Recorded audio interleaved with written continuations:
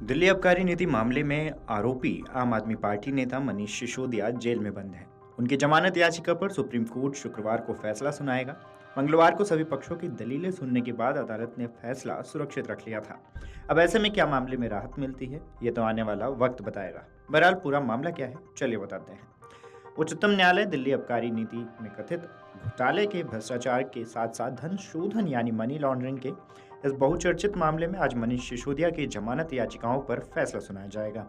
बता दें कि सिसोदिया को रद्द हो चुकी दिल्ली आबकारी नीति 2021-22 बनाने, इसके कार्यान्वयन में कथित अनियमितताओं में संलिप्तता के आरोप में गिरफ्तार किया गया था। पहले 26 फरवरी 2023 को केंद्रीय अन्वेषण ब्यूरो यानी सीबीआई ने गिरफ्तार किया था। बाद में कई अलग अलग आरोपों के तहत प्रवर्तन निदेशालय यानी ईडी ने भी सिसोदिया पर शिकंजा कसा, जिसके बाद मंगलवार को सर्वोच्च अदालत ने सिसोदिया की ओर से ईडी द्वारा इनके खिलाफ दर्ज मनी लॉन्ड्रिंग मामले में दायर जमानत याचिका पर अपना फैसला सुरक्षित रख लिया था।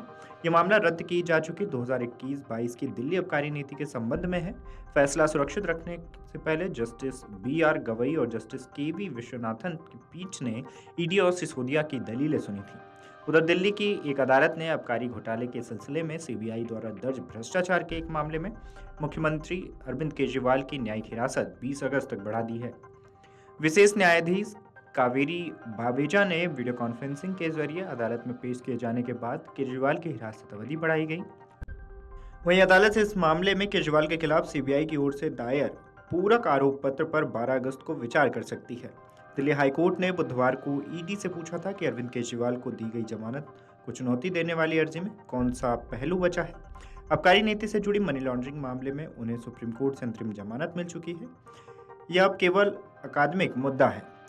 अगर ईडी की याचिका स्वीकार कर ली जाती है तो क्या एजेंसी सीएम को फिर गिरफ्तार करेगी, ये तो आने वाला वक्त बताएगा।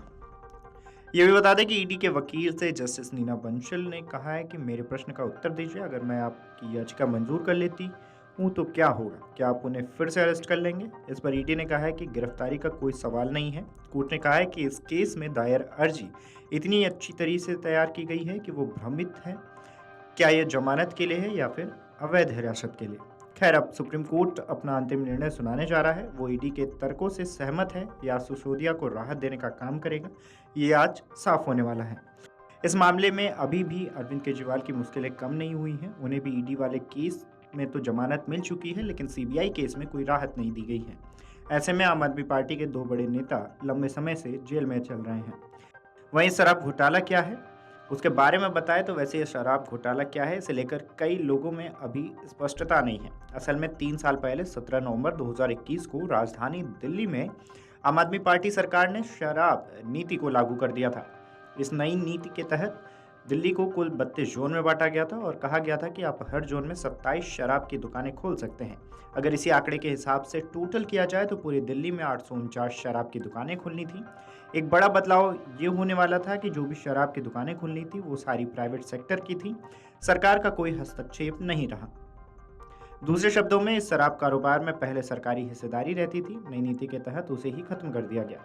आखिर खेल क्या हुआ, इसे और आसानी से ऐसे समझा जा सकता है कि नई नीति लागू होने से पहले दिल्ली में शराब की 60% दुकानें सरकारी रहती थी, वहीं 40% प्राइवेट द्वारा ऑपरेट की जाती थी। लेकिन नई नीति के बाद 100% दुकानें प्राइवेट करने की बात हुई। अब केजरीवाल सरकार ने अनुमान ये लगाया कि इस नीति के बाद 3500 करोड़ का सीधा फायदा होगा। इस दौरान एक और बड़ा परिवर्तन देखने को मिला।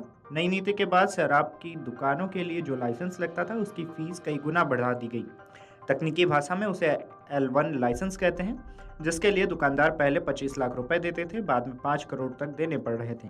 अब विवाद इसलिए खड़ा हुआ क्योंकि नई नीति लागू होने के बाद राजस्व में भारी कमी के आरोप लगने लगे, जिसके बाद से ये जांच एजेंसियां मामले में एक्शन मोड में आ गई।